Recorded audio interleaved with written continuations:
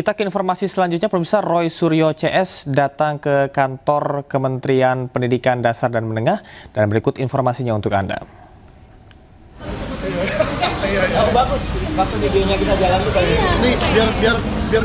Kamis sore, Roy Suryo CS mendatangi kantor Kementerian Pendidikan Dasar dan Menengah.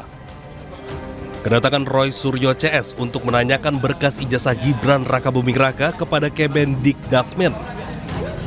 Namun rencana ini gagal. Wakil Mendikdasmen Atif Latiful Hayat yang tadinya menjanjikan menemui Roy Suryo CS pukul 15 waktu Indonesia Barat mendadak ada agenda di DPR.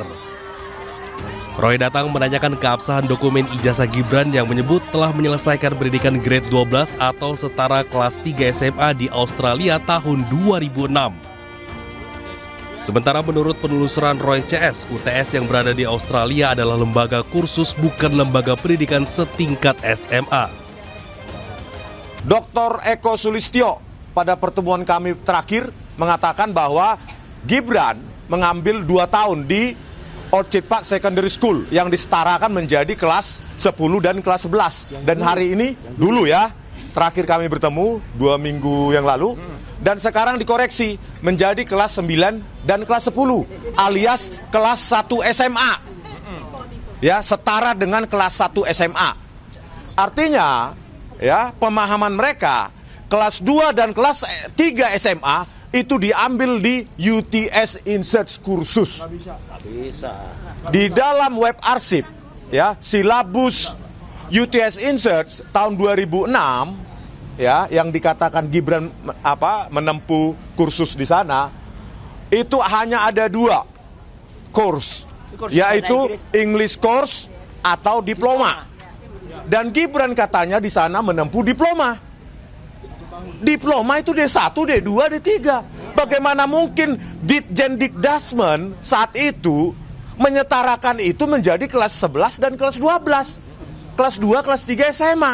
Yang jelas, kembali. Yang jelas begini. Yang jelas hari ini kita semakin yakin, semakin pasti bahwa Gibran tidak lulus SMA dan sertifikat ini layak untuk kemudian dipertanyakan dan digugat, ya. Karena ini adalah tidak benar atau bisa dikatakan sertifikat ini tidak mengalami pengkajian dengan benar. Selain masih berharap pihak Kementerian Pendidikan Dasar dan Menengah memberikan jawaban, Roy Suryo CS juga mendesak Kemendikdasmen mencabut surat keterangan kelulusan Gibran. Dari Jakarta, Amrina Rida, Aristiawan, Dimas Winardi, iNews melaporkan. Pegiat media sosial Dr. Tifauzia Tiasuma atau Dr. Tifa tengah menyusun penelitian terkait dengan silsilah leluhur Presiden ke-7 Indonesia Joko Widodo. Penelitian dilakukan berdasarkan banyaknya rumor dan versi berbeda mengenai asal-usul Jokowi.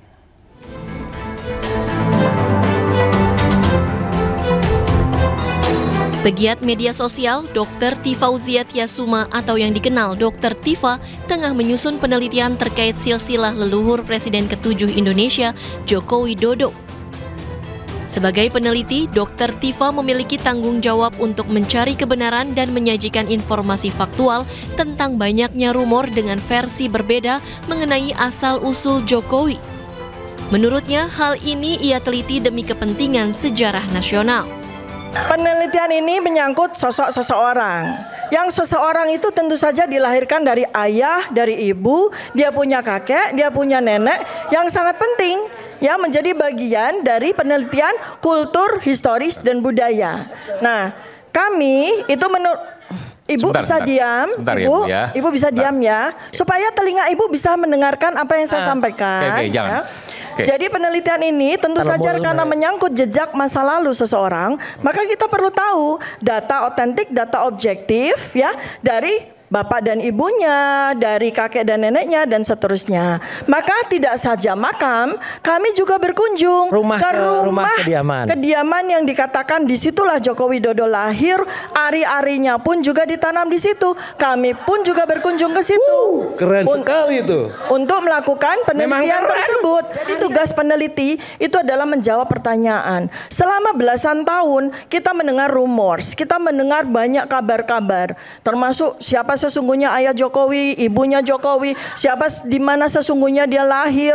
Karena banyak sekali versi, maka tugas kami sebagai peneliti menemukan kebenaran yang ada sehingga menjadi sejarah yang bagus bagi bangsa ini. Meski demikian, Tifa menegaskan penelitian tersebut masih dalam tahap awal, yakni pengumpulan data.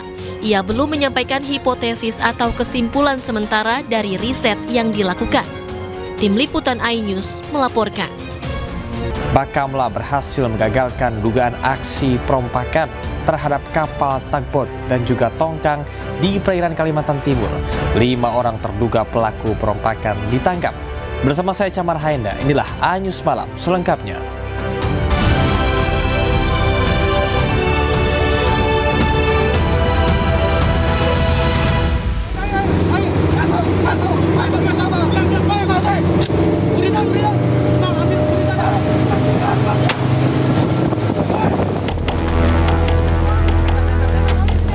Kapal mencurigakan di perairan Kalimantan Timur disergap oleh KN Pulau Marore 322 Bakamla RI.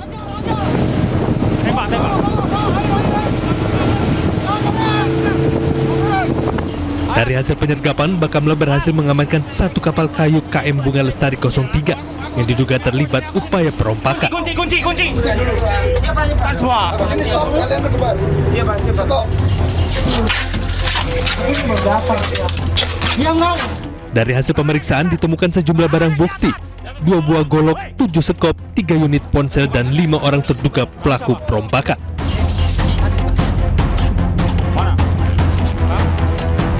Seluruh terduga pelaku bersama kapal KM Bunga Lestari 03 diamankan. Keberhasilan KN Pulau Marore 322 ini menjadi bukti nyata kecepatan respon dan profesionalisme aparat Bakamla RI di lapangan. Tim Liputan iNews melaporkan. Polda Metro Jaya menangkap 9 orang terduga pelaku penyekapan dan pemerasan yang viral di media sosial. Para pelaku dijerat dengan pasal pemerasan dan terancam 9 tahun penjara.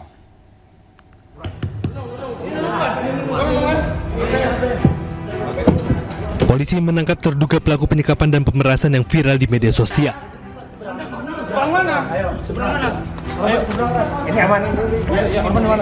Para pelaku yang berjumlah 9 orang ditangkap di lokasi berbeda. Dari lokasi penangkapan, polisi menyita sejumlah barang bukti, diantaranya plat nomor palsu serta airsoft gun yang diduga digunakan dalam aksi penyekapan. Polisi kemudian meminta pelaku tunjukkan lokasi penyekapan korban yang merupakan pasangan suami istri dan 2 orang rekan lainnya. Para korban menjadi sasaran saat mencoba menjual mobil melalui media sosial. Salah satu korban yang disekap berhasil kabur dan melapor ke polisi. Bahwa pelaku sudah diamankan oleh Subdit Resmob di Treskrim Polda Metro Jaya. Ya, kemarin siang diamankan, saat ini masih dilakukan pemeriksaan. Di kesempatan yang baik ini kami izin menyampaikan imbauan ya agar berhati-hati dalam melakukan komunikasi khususnya kepada orang yang tidak dikenal. Para pelaku dijerat pasal pemerasan dan terancam hukuman 9 tahun. Penyidik masih mendalami hubungan antara para tersangka dan korban, termasuk motif di balik aksi kejahatan tersebut. Dari Jakarta, Rizky Falufi, iNews melaporkan. Tertangkap basah mencuri sepeda motor, seorang residivis babak belur dihakimi massa di Kabupaten Cirebon, Jawa Barat. Dari tangan pelaku, petugas mengamankan 1 sepeda motor yang hendak dicuri dan kunci letter T.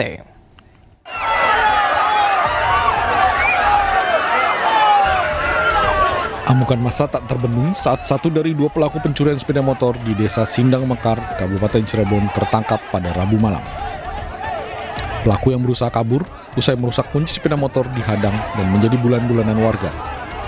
Beruntung, petugas Polsek Duku Pontang berhasil mengevakuasinya. Di hadapan petugas, pelaku mengaku baru sekali beraksi di wilayah Kecamatan Duku Puntang. Pelaku diketahui baru sebulan menghirup udara bebas usai menjalani hukuman dalam kasus pencurian motor. Aksi tangkap tangan ini berawal saat pelaku berusaha mengerusak kunci sepeda motor yang terparkir di halaman rumah. Pemilik yang curiga dengan suara di halaman mendapati pelaku yang mencoba membawa kabur sepeda motor hingga meneriaki maling dan mengundang perhatian warga.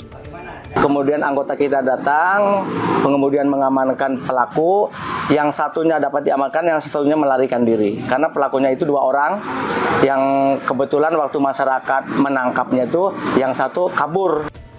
Petugas menyita 1 sepeda motor yang digunakan untuk melancarkan aksi pencurian dan 1 sepeda motor curian. Untuk mempertanggungjawabkan perbuatannya, pelaku dijerat pasal pencurian dengan ancaman 5 tahun penjara. Dari Cirebon, Jawa Barat, Tois Iskandar, iNews melaporkan. 6 siswa sekolah menengah pertama di Kabupaten Bekasi, Jawa Barat mendapatkan kekerasan fisik dari kakak kelasnya. Didampingi oleh orang tuanya, para siswa korban perundungan melapor ke polisi. Perundungan terhadap 6 siswa SMP Negeri 1 Tambun Selatan, Kabupaten Bekasi, Jawa Barat viral di media sosial. Dalam video berdurasi 16 detik ini, 6 siswa kelas 8 mendapatkan kekerasan fisik dari kakak kelas mereka. Tidak terima anaknya menjadi korban perundungan, ke-6 orang tua siswa melapor ke Polsek Tambun Selatan. Belakangan diketahui aksi perundungan terjadi pada 8 September lalu. Pasca perundungan, orang tua siswa menyatakan anak mereka mengalami masalah psikologis seperti banyak termenung, tidak bersemangat ke sekolah, hingga melampiaskan kemarahan kepada orang tua masing-masing. Pihak sekolah SMP Negeri 1 Tambun Selatan membenarkan peristiwa perundungan yang menimpa sejumlah siswanya. Pihak sekolah menyebut peristiwa terjadi di luar sekolah yang berjarak kurang dari 1 kilometer. Pihak sekolah juga menyerahkan kasus tersebut ke pihak kepolisian lantaran terjadi di luar sekolah. Padahal orang tua pun hanya tahu dari video. Kalau dari rekaman video itu, anak ibu tuh dapat kekerasan bentuk apa sih, Bu? Bentuk pukulan sama tendangan. Jelas banget anak saya berada di pinggir video itu. Sempat dipukul ya? Iya, sempat dipukul dan kepalanya dijenggut, dia dipukul, ditendangin. Ternyata di pertemuan itu antara kedua pihak belum menemukan solusi. Karena itu di luar daripada KBM, kami pihak sekolah tidak mempunyai kewenangan. Arahnya daripada orang tua korban ini untuk kalau sesuatu apa yang harus dilakukan dari pihak sekolah. Saat ini pihak kepolisian sektor Tambun Selatan yang mendapat laporan telah meminta keterangan baik pelaku maupun korban dan sejumlah saksi. Kasus ini juga dalam penanganan pihak Mapolres Metro Bekasi. Dari Kabupaten Bekasi, Jawa Barat, Didit Junaidi dan Agus Rohim, iNews melaporkan. Terpidana kasus narkoba Amar Zoni dipindah ke Pulau Nusa Kambangan, Cilacap, Jawa Tengah. Amar Zoni dipindah bersama dengan 5 narapidana lainnya usai terjerat peredaran narkoba di lapas.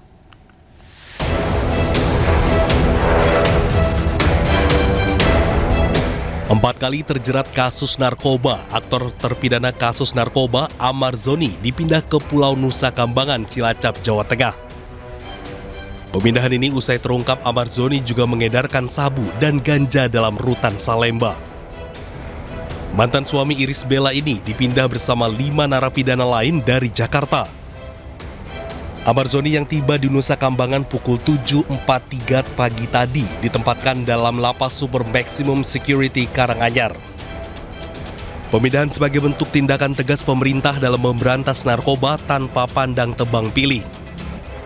Akibat kasus ini, Amar Zoni yang sebelumnya berpeluang bebas 2 bulan lagi melalui program asimilasi justru kini terancam hukuman penjara seumur hidup. Kecurigaan dari Karupang, rutan kelas 1 Jakarta Pusat, yang pada saat itu mengamati gerak-gerik para tersangka. Kemudian dilakukan penggeledahan dan pada ruang kamar para tersangka ditemukan narkotika jenis sabu dan ganja seperti yang tadi sudah disebutkan. Pemindahan Amar Zoni ke Nusa Kambangan diharapkan bisa mengubah perilakunya menjadi warga binaan yang lebih baik. Tim Liputan iNews melaporkan. Aksi unjuk rasa memperingati Hari Pangan Sedunia 16 Oktober hari ini yang dilakukan ratusan petani dari berbagai daerah di Jalan Medan Merdeka Selatan, Gambir, Jakarta Pusat siang tadi berlangsung ricuh. Kericuhan lewat aksi saling dorong hingga nyaris baku hantam pecah saat polisi berusaha mencegah upaya pembakaran gabah oleh pengunjuk rasa.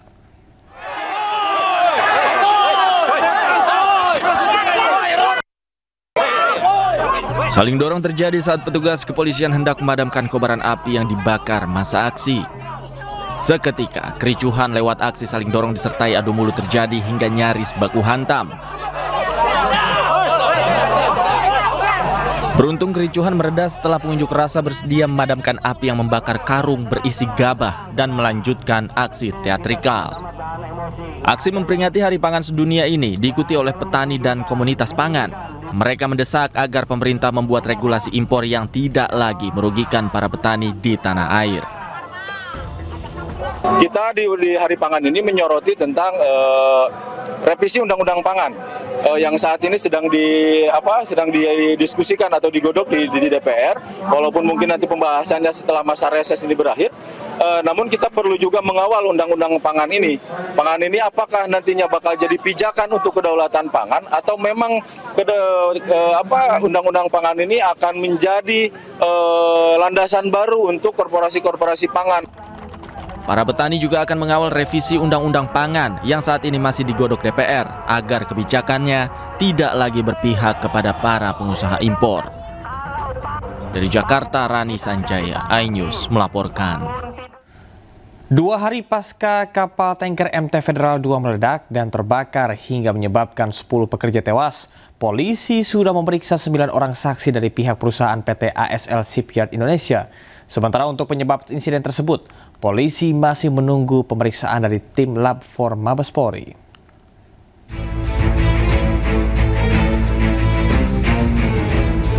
Satreskrim Polresta Barelang terus melakukan pemeriksaan secara maraton dengan memeriksa 9 saksi terkait kapal tanker yang meledak dan menewaskan 10 orang pekerja serta melukai 21 lainnya. Satreskrim Polresta Barelang, Kompol Debitri Andestrian mengatakan hingga Kamis sore masih melakukan olah TKP dan penyelidikan terhadap kapal MT Federal 2. Meski tim belum bisa masuk ke dalam palka kapal yang diduga menjadi titik awal peristiwa naas tersebut, namun pemeriksaan secara administrasi terus dilakukan. Kami sudah melakukan pemeriksaan terhadap 9 orang saksi, terdiri dari beberapa dari pihak HSE, supervisor, maupun dari subkonnya.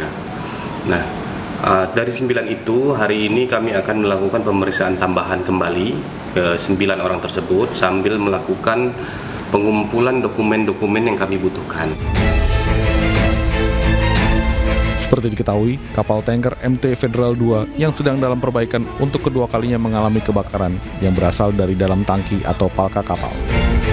Ledakan yang kedua terjadi pada Rabu dini hari kemarin dan menewaskan 10 pekerja hingga 21 orang lainnya terluka berat. Dari Batam, Gusti Yenosa, iNews melaporkan. Pemirsa, viral di media sosial memperlihatkan anggota Patwal Polisi Militer menghentikan mobil secara tiba-tiba hingga menyebabkan kecelakaan. Kapus Pen TNI menegaskan jika Patwal terbukti bersalah akan dijatuhkan sanksi.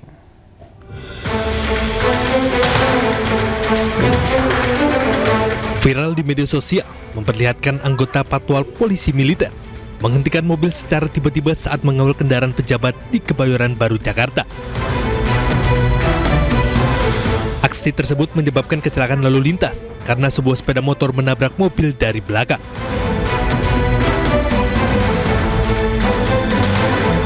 Kepala Pusat Penerangan TNI Maijen Marinir Freddy Ardianza menyampaikan jika terbukti terjadi pelanggaran, TNI akan memberikan sanksi sesuai ketentuan hukum. Tim Liputan iNews melaporkan. Anggota geng motor menganiaya warga dan melakukan teror di Kota Makassar, Sulawesi Selatan. Dengan cepat polisi meringkus para pelaku. Parang, bawa busur, bawa parang. Sejumlah senjata tajam turut diamankan polisi saat meringkus para tersangka di rumah mereka masing-masing. Polisi menangkap 5 pemuda anggota geng motor dan sudah ditetapkan sebagai tersangka. Sementara korban mengalami luka-luka dan trauma akibat kejadian tersebut.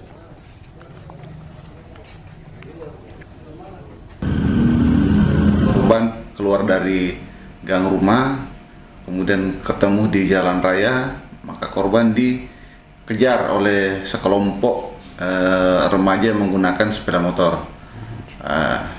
Dikejar, kemudian sampai di Jalan Pelita dilakukan penganiayaan secara bersama-sama dengan menggunakan senjata tajam jenis busur dan parang. Seluruh jenazah korban ambruknya Ponpes Al-Huzini di Sidoarjo, Jawa Timur telah berhasil diidentifikasi. Dengan teridentifikasinya 5 jenazah terakhir, tim DVI Polda Jawa Timur pun mengumumkan penutupan operasi identifikasi.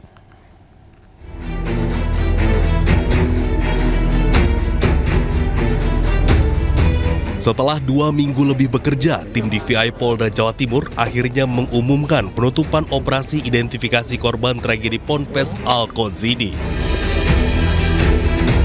Penutupan dilakukan setelah tim berhasil mengidentifikasi 5 kantong jenazah terakhir di posko DVI Rumah Sakit Bayangkara Polda Jawa Timur. 5 jenazah terakhir ini adalah Solihin, Raihan Rafa Aldiansyah, Fairuz Sirojudin, Muhammad Deva Syarifuddin, serta Zaki. Kelima jenazah terakhir teridentifikasi melalui sejumlah metode, diantaranya catatan medis, properti, dan pencocokan DNA. Sampai dengan hari ini, tim gabungan telah berhasil mengidentifikasi total 63 korban dari 67 kantong jenazah yang diterima. Sampai saat ini dari data antemortem yang melaporkan orang hilang yaitu 63 korban hilang dan sudah teridentifikasi seluruhnya sebanyak 63 orang. Usai teridentifikasi, kelima jenazah langsung diserahkan kepada keluarga masing-masing. Dari Surabaya, Jawa Timur, Rahmat Ilyasan, iNews melaporkan. Menteri Keuangan Purbaya Yudi Sadewa bertemu dengan petinggi Danantara. Dalam pertemuan tersebut, salah satu yang dibahas adalah utang kereta cepat.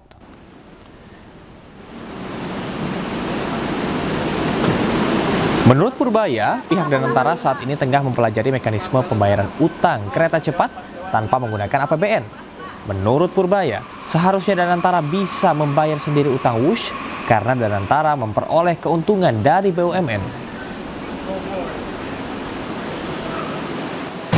Ada pembahasan, tapi mereka bilang mereka akan pelajari lagi seperti apa.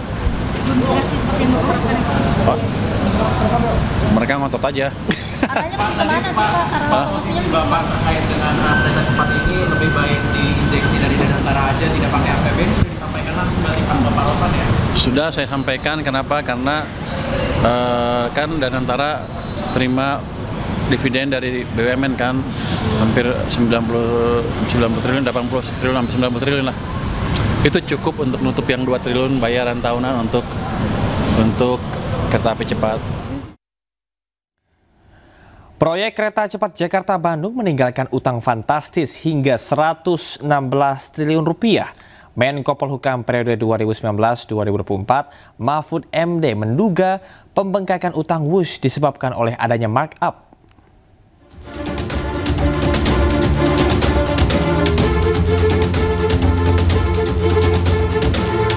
Proyek ambisius kereta cepat Jakarta-Bandung kembali menjadi sorotan. Pasca beroperasi, proyek kereta cepat Wush menyisakan utang dengan nilai fantastis mencapai 116 triliun rupiah. Menko Polhukam periode 2019 hingga 2024 Mahfud MD menilai proyek Wush yang digarap pada era Presiden ke-7 Republik Indonesia Joko Widodo telah memberatkan keuangan negara dan membuat pembangunan di sektor lain terhambat. Mahfud menduga pembengkakan utang Wush disebabkan adanya markup. Pasalnya terdapat perbedaan perhitungan antara Indonesia dan Cina terkait biaya operasional Wush untuk tiap kilometernya. Diteliti karena ada dugaan markup. Dugaan markupnya gini, Mas. Ya, itu harus diperiksa ini. Uang lari kemana? Menurut perhitungan pihak Indonesia, biaya per 1 kilometer kereta Wush itu 52 juta US dollar.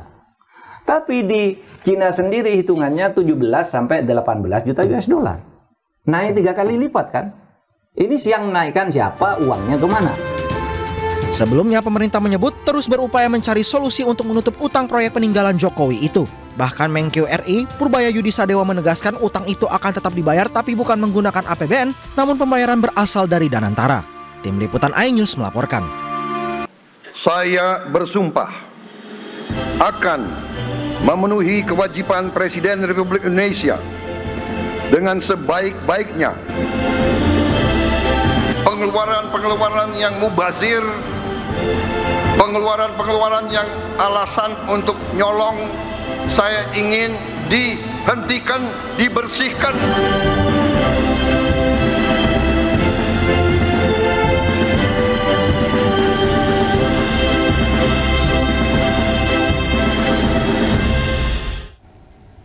Pemirsa, Presiden Prabowo Subianto mengizinkan warga negara asing memimpin badan usaha milik negara.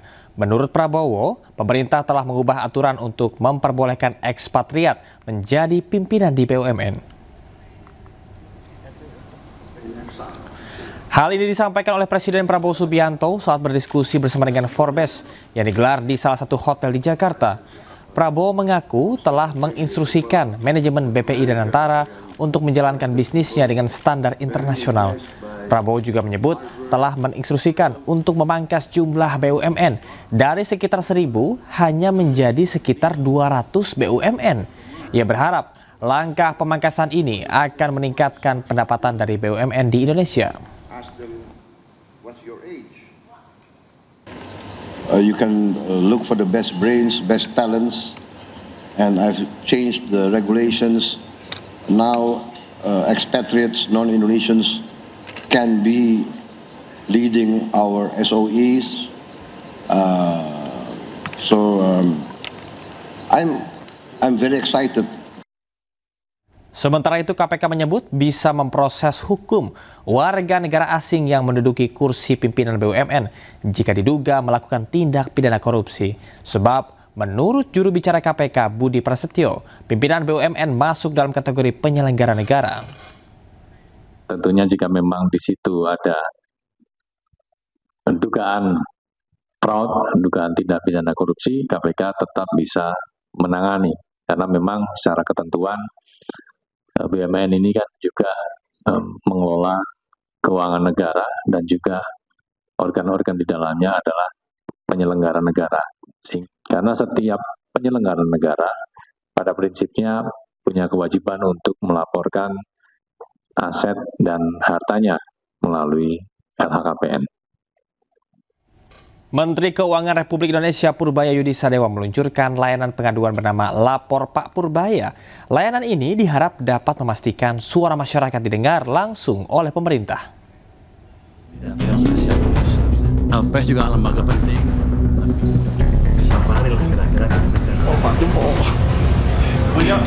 Menteri Keuangan RI Purbaya Yudi Sadewa tak henti-hentinya membuat gebrakan. Kali ini Menteri Koboi tersebut meluncurkan layanan pengaduan bernama Lapor Pak Purbaya. Layanan ini merupakan sarana masyarakat untuk sampaikan keluhan atau kendala terkait bea cukai dan pajak.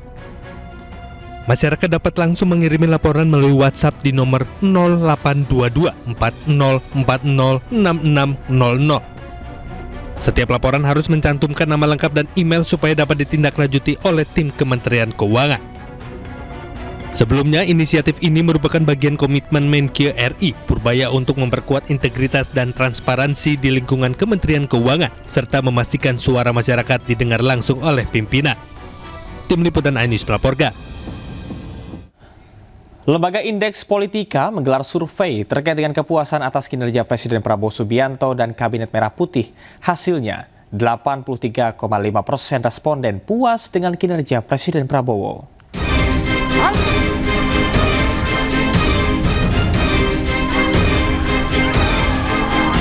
Jelang setahun masa pemerintahan Presiden Prabowo dan Wapres Gibran Rakabuming Raka, hasil survei Lembaga Riset Indeks Politika menunjukkan tingkat kepuasan publik terhadap Presiden Prabowo Subianto menembus angka 83,5%. Survei yang digelar pada periode 1 hingga 10 Oktober 2025 melibatkan 1.600 responden di 27 provinsi yang dipilih secara acak menggunakan metode multi-stage random sampling. Margin error kurang lebih 3% dengan tingkat kepercayaan 95%. Hasilnya 80. Sebanyak 90,8% responden mengaku mengetahui aktivitas dan kebijakan Presiden Prabowo dari pemberitaan di media. Tingkat kepuasan cukup tinggi, masih cukup tinggi. 3,5. Iya, jadi mungkin ya biasa kalau kekurangan sana sini juga normal seperti itu. Jadi kalau dari data yang kami dapatkan, tingkat kepuasan terhadap kinerja pemerintah secara umum masih sangat bagus. Kinerja para menteri juga mendapat sorotan luas. Survei mencatat 87,5% responden mengetahui aktivitas dan kebijakan para pembantu presiden. Sejumlah menteri yang paling dikenal publik antara lain Menkeu Purbaya Yudi Sadewa dengan program stimulus 200 triliun rupiah, Menteri SDM Bahlil Lahadalia dengan program biodiesel 45, serta Mentan Andi Amran Sulaiman dengan program swasembada beras. Dari Jakarta, Rani Sanjaya, iNews melaporkan. Saya bersumpah akan memenuhi kewajiban Presiden Republik Indonesia dengan sebaik-baiknya. Pengeluaran-pengeluaran yang mubazir, pengeluaran-pengeluaran yang alasan untuk nyolong, saya ingin dihentikan, dibersihkan.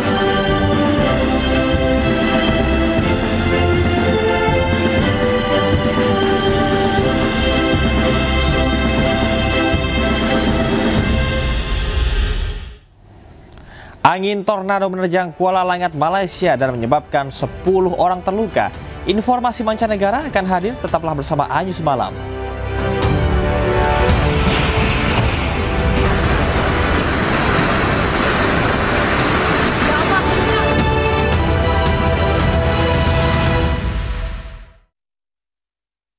Terima kasih Anda masih di iNews Malam.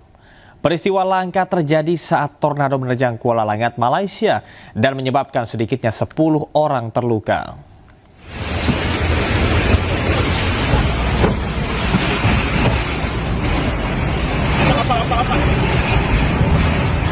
Nampak angin yang berpusar membuat atap dan barang-barang di kawasan Kuala Langat, Malaysia berterbangan.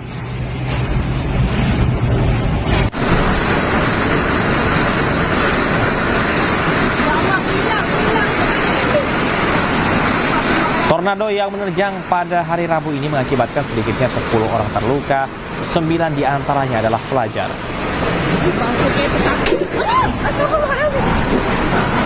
Selain itu, tornado juga menyebabkan puluhan rumah warga serta 5 sekolah rusak.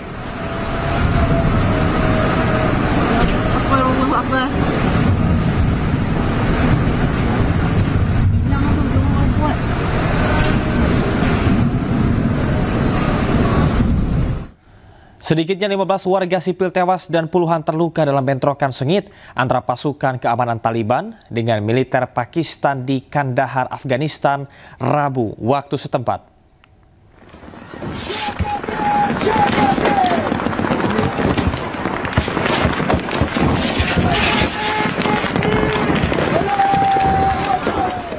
Ketegangan di perbatasan Afghanistan dan Pakistan kembali menjadi medan perang terbuka saat pasukan keamanan Taliban dan militer Pakistan saling serang di distrik Spin Boldak, Provinsi Kandahar, Afghanistan. Pertemuan dilaporkan sejak dini hari, disertai suara ledakan dan tembakan senjata berat yang mengguncang kawasan penduduk di sekitar perbatasan. Bentrokan berujung peperangan ini menambah panjang daftar kekerasan di perbatasan dua negara yang hubungan diplomatiknya terus memburuk.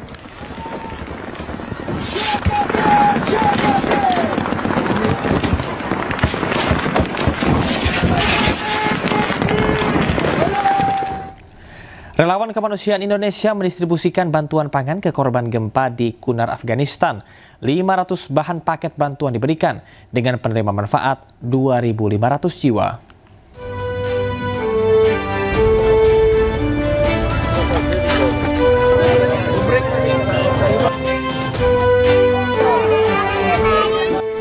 Kemanusiaan Indonesia mendistribusikan bantuan kepada korban terdampak gempa 6,9 magnitudo di distrik Kunar, Afghanistan.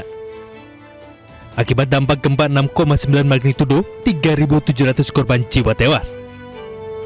Pasca gempa, 10.000 jiwa mengungsi ke distrik Kunar, Afghanistan untuk mencari aman dari gempa susulan. Relawan Kemanusiaan Indonesia membagikan 500 bahan paket pangan keluarga dan diterima oleh 2.500 jiwa penerima manfaat. Selain itu, relawan Kemanusiaan Indonesia juga memberikan snack dan minuman kepada anak-anak di kamp pengungsian distrik Kunar. Hari ini kita membagikan paket bahan pangan, kurang lebih penerima manfaatnya 2.500 jiwa penerima manfaat berupa paket bahan makanan keluarga dan juga paket makan balita. Sementara itu, relawan Kemanusiaan Indonesia berharap bantuan ke distrik Kunar terus bertambah karena masih banyak ribuan korban gempa yang membutuhkan pertolongan. Kementerian Kesehatan Gaza telah menerima 45 jenazah warga Palestina yang sebelumnya ditahan Israel melalui Komite Internasional Palang Merah. Pihak Palang Merah Internasional mengirimkan 45 jenazah ke Khan Yunis, Palestina. Dengan demikian, total jenazah yang telah kembali ke Palestina sebanyak 90 jenazah. Pemulangan jenazah diangkut dengan kendaraan bulan sabit merah dari Israel menuju Rumah Sakit Nasser di Khan Yunis, Palestina. Tim forensik juga menambahkan bahwa kondisi para jenazah memprihatinkan dengan adanya tanda-tanda kekerasan.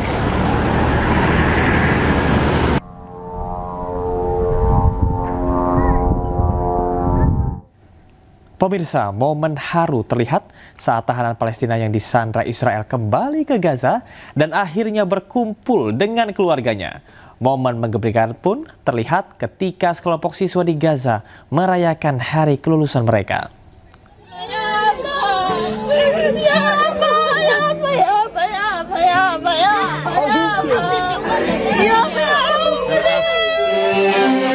Suasana haru sekaligus bahagia mewarnai penyambutan Nasser Jadallah Irhin, seorang warga Palestina yang baru saja dibebaskan setelah ditahan di penjara Israel.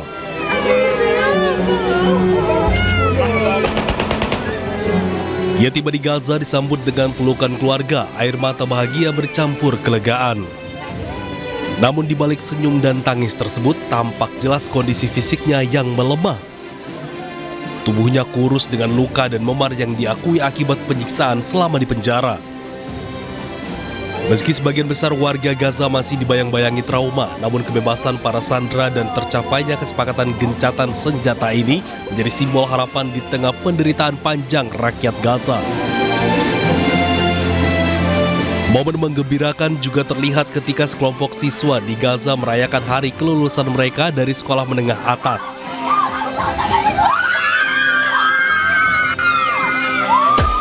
Kelompok siswa tersebut berpelukan, tertawa, bahkan menangis haru. Hal ini menunjukkan sebuah kebahagiaan sederhana di mana ruang belajar seringkali menjadi sasaran serangan.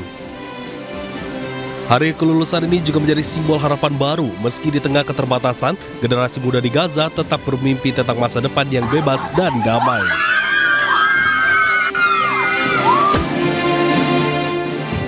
Mantan pelatih timnas Indonesia Sinteyong dikaitkan sebagai calon kuat pengganti Kluivert yang resmi mengakhiri kebersamaan dengan timnas Indonesia.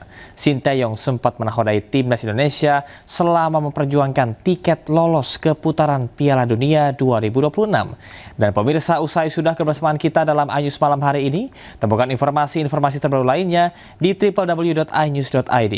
Cuplikan tayangan berita iNews dapat Anda saksikan di kanal YouTube @official iNews. Mewakili kerabat kerja yang bertugas, saya Camar Haenda pamit undur diri. Terima kasih, selamat malam. Sampai jumpa.